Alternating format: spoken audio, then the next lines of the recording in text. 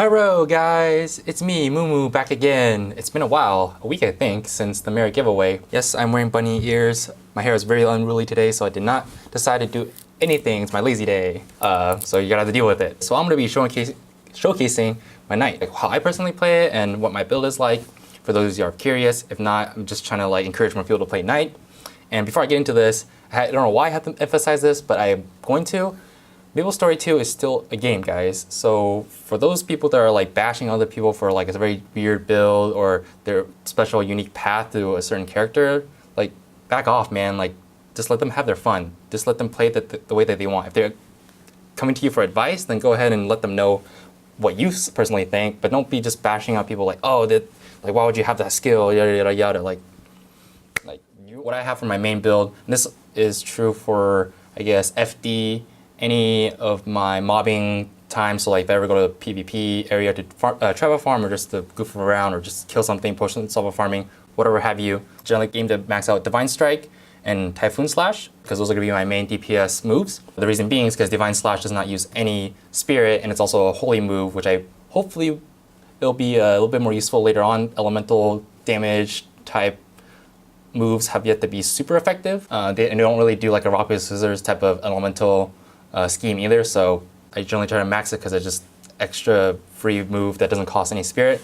Otherwise, my main spirit consuming move is Typhoon Slash. It costs a lot of spirit, but generally what mitigates that is you activating Iron Defense. Iron Defense is a toggle ability, and when you toggle this, and only as level 1, it basically allows you to regenerate more of your spirit, or what I call mana, for 10% decrease in damage taken. I think this is a good trade-off because it helps increase my DPS. There's a lot of times where if you don't have this on and you're trying to use Typhoon Slash a bunch, it doesn't really work out. I haven't really tested a no Iron Defense build to just kind of see what would it be like. I've just noticed that having Iron Defense is more useful. The only times I have it toggled off is if a priest is using Holy Spirit, because this is generating spirit regardless. So that way I can maximize my DPS in that one moment for, let's say, FD or Cdev. It's very, very good. And one thing that I really love about the Knight as well is shield charge. So shield charge is, you basically have 3 charges of it. It's based off of your stamina. It'll consume about 2 bars, roughly 2 bars, a little bit more, but by the time that you use the 3rd one, you'll have enough to do a 3rd shield bash. Basically does is it pushes back a lot of the weaker mobs. It doesn't do anything to bosses necessarily, but you could have a special trick with this. Someone probably has it already on YouTube, where you can gather all the elemental adds close to the stairs, and then you bash them into that wall, DC out of that or leave the dungeon, and then pull them into the portal, basically effectively making them useless. For FD, you're increasing not only your DPS by 6.4%, you're increasing the whole party's. So let me briefly talk about why I like the Knight so much. Thematically, it's great. Like a holy, very righteous, upright, defender of the weak type of vibe. I love it. It's just so cool. And the fact that it has a sword, even better. And then especially the fact that I got my swordfish. I mean, look at it. It's so cute. But, anyways, I digress. Knights are just fantastic. I just love the concept of having a sword. I watched Samurai Champloo, Cowboy Bebop, the guy with the sword, so badass. Sephiroth, for example, Cloud. I mean, what's not to like? And I just recently got into Game of Thrones, so. But anyways, I'm on a tangent. Back to the skills. So yeah, the shield toss, the way that you throw it, and I'll give you an example.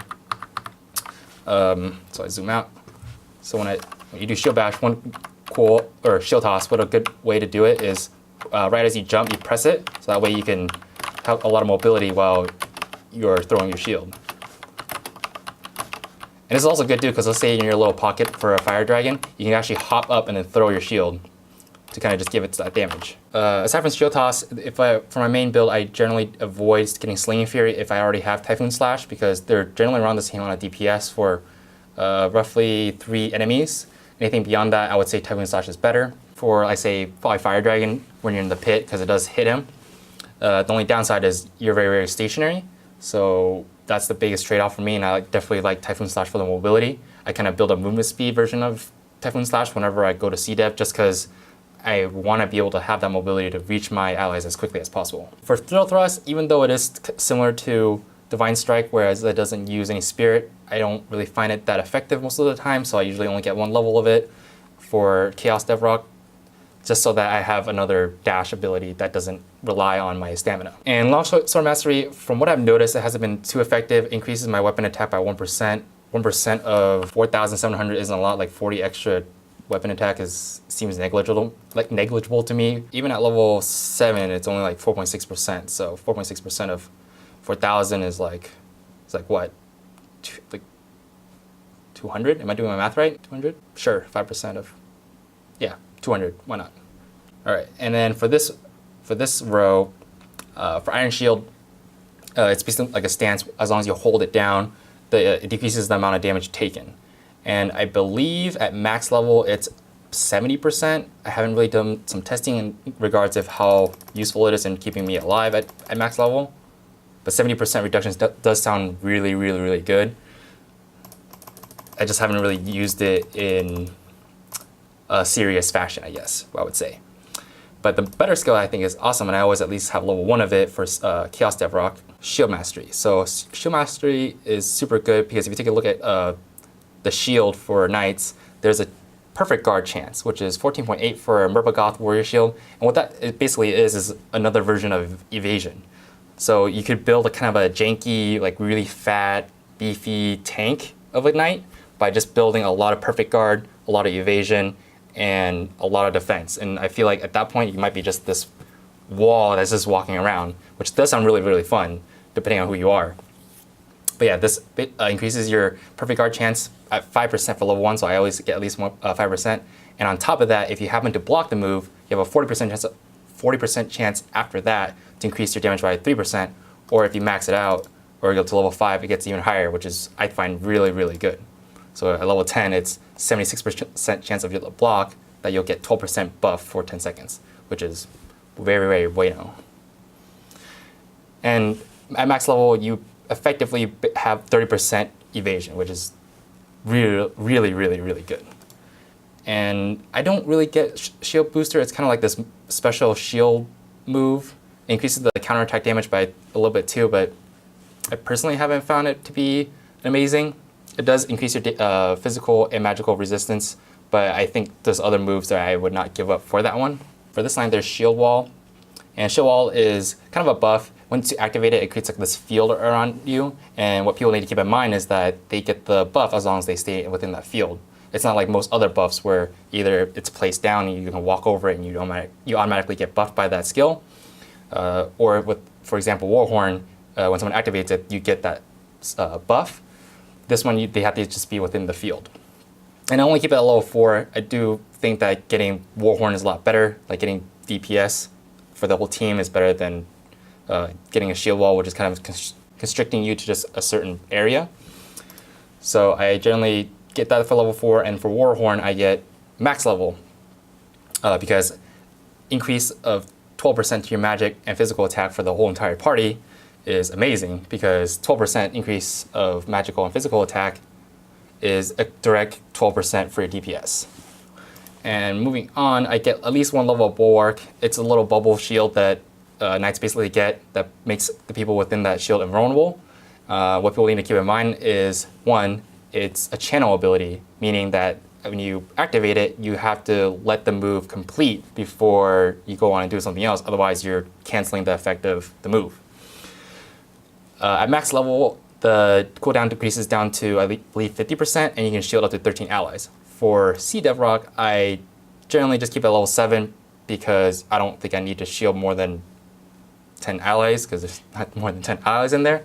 For Chaos Dev Rock, you could get level 1 Defender of the Faith just to have that 1 bubble for anyone that happens to get stunned or for whatever reason need help, and you can just quickly dash over there and shield them for the laser, or you can even use it for the laser itself, saving your teammates time when it does the beam all the way up 360. Okay, hopefully I've gone over the skills, and again, I'm emphasizing that this is still a game, so have fun with whatever style Knight you want to play, as long as more people are playing Knights. I feel like it's very scarce. A lot of people are looking for Knights in Chaos Dev Rock. I don't know why. I think Knights are the sexiest class ever, and I will be proud to say that. Go ahead and feel free to judge all you want. This is basically my skills. I am decently proud of how far I've gone, even though it was the longest time for me to get out of +12.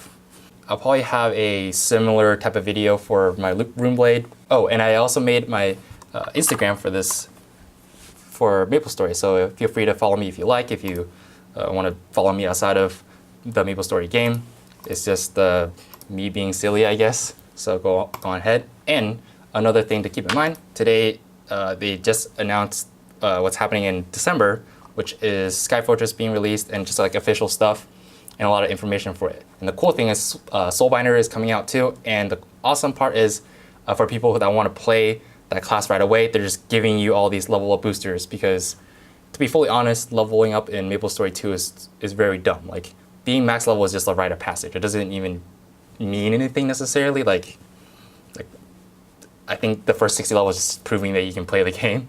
But yeah, anyways, so this is all set up to kind of support the people that want to start as Soulbinder. If people have questions about Knights in general, feel free to leave comments in the section below. If you disagree with what I'm saying or think that I'm stupid, well then send me a location and I'm ready to take you out for a cup of coffee so that way we can discuss it like real adults. Yeah, so that's all I have for today. Hope you have a good day mapling. Mumu